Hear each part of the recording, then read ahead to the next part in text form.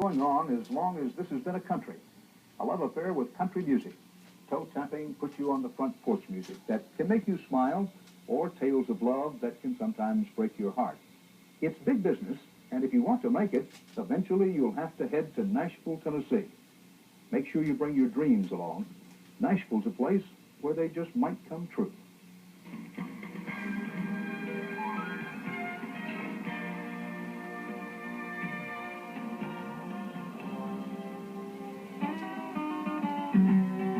I've never seen this much excitement about an artist, in this short a period of time. He opens his mouth and its power, its raw emotion comes out. The more you're around him, the more you hear him sing, the more you listen to his tapes, it's real. And you just, you kind of embrace it and go, yeah, man, keep going. Who is responsible for all this excitement in Nashville? See that fresh plowed field, ain't that neat? This man. Not the old turn road, I know that. It was so all over the place. A 25-year-old Cinderella songwriter from Maceo, Kentucky, Marty Brown. Nashville, let's face it, is the music capital of the world.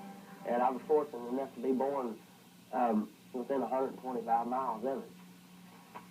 And that's what's Marty Brown in the heart of Kentucky's tobacco country. I told Mom I had to write me a song. My ears, I got the stripping blues. The bag of stripping blues.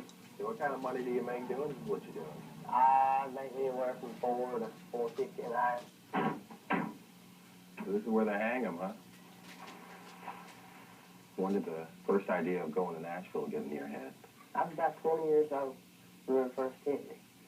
And I hopped in my truck, and I come down, and I didn't get anything done, because I didn't know where nothing was at, About 4 years ago, I met up with a man named Kurt Denny. My mother and I come down here on that visit, and he was so nice. He was the only one who would listen. Marty came in with his mom to see me and played some songs.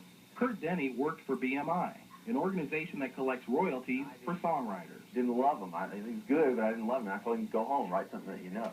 So I went home, and I wrote about things around me. I took his advice, It's something in my heart, a fascination to ride the rails across this nation on a freight train. Yeah, that old freight train rolling through my town. Between the Maceo Market and the post office and the train tracks, what's this little stretch of land done for your music? I would say it's put life in it, put feelings in it, and created an environment that I could, a comfortable environment that I could write about and write in, dig in. I come in from work one evening, Marty come in and said, Dad, just show me a chord on that guitar. I said, okay. I showed him one chord. I never showed him no more. Where do all the songs come from? They come from here and here. We're writing the songs just like, having a baby. It's going to come when it's going to come. And when it does, you better have a pen and a pad around, just like you better have a doctor around to deliver that baby. Did your marriage change how your music sounded, how you wrote? Yes, getting married and my children too. They really changed. I mean, I believe I started putting a lot more feeling into my songs too. Now, when you and your wife split, how did that affect your music? Well, it's kind of a touchy subject there. I mean, I just wrote about the pain that I experienced, Like the bucking bronco. The bucking bronco. Since he and his wife separated, Marty only sees his children on weekends. Now what are you going to do? You daddy's angel? Ever? Daddy's angel, I seek salvation.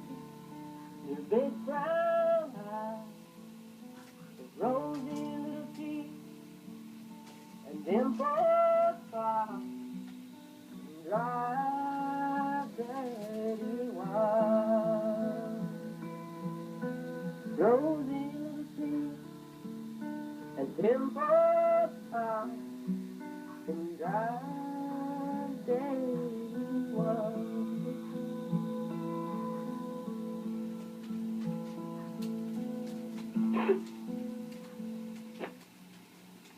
that's what country music is about, you know. It's about the happiness and the sorrows and the pains and sufferings of people. Did you ever send a letter to Nashville out of this post office? Yes, I did. I mailed a tape to RCA Records, and I mailed a tape to NCA Records. Out of this post office? Out of this post office right here. I mailed it to NCA, and I still have it. Oh, really? They returned it back and said, an unsolicited material accepted.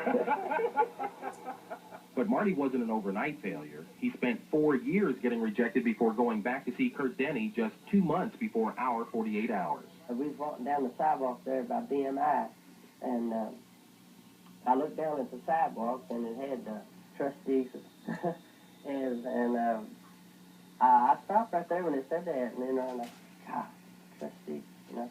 And I took me a deep breath, and I went in there. And I had 10 minutes, and I said, yeah, come on in. And he pulled out his guitar and played King Kong, and it was history from there. I mean, he just killed me.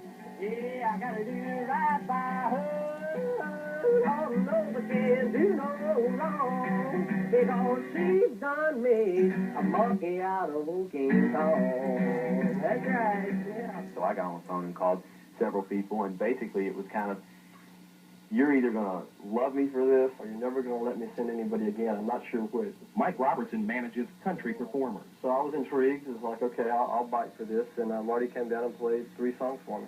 When he walked in the door before he played, what'd you think when you saw him? This is either going to be really fun or really strange. I gotta do. Mike Robertson now manages Marty Brown. What do you think he's going? He'll probably have a record out here in the next 4, 5, or 6 months. I think it's going to be pretty incredible. It gets so lonely when it comes to closing time, as she takes off her apron, lets down her hat, and tries to unwind. Richard Bennett will co-produce Marty's record. I notice some of the demo stuff here, 7 songs with stars next to it. What do the stars mean? The stars are how they hit me initially. Those are my favorites. First time hearing them. Normally, if you have 15 tunes, if you got 1 or 2 you like, is terrific. You know, to have half of them is brilliant. It's plain to see you don't love me. The writing's on the wall. What's all this like? What's it feel like to you? It's like a dream. You know, this is something that I've wanted, you know, ever since I can remember, really. Before, it was like, you know, I couldn't even get to the door, you know, the secretaries, and it's like, oh, man, what do I have to do, you know, to get these people to open up and open their doors to me, and then all of a sudden it's like a big title there or something like, you know. In my wildest dreams, never would I believe that you could love a man like me. I'm just as common as I can be. And I love Nashville. This is great, you know. In my wildest dreams.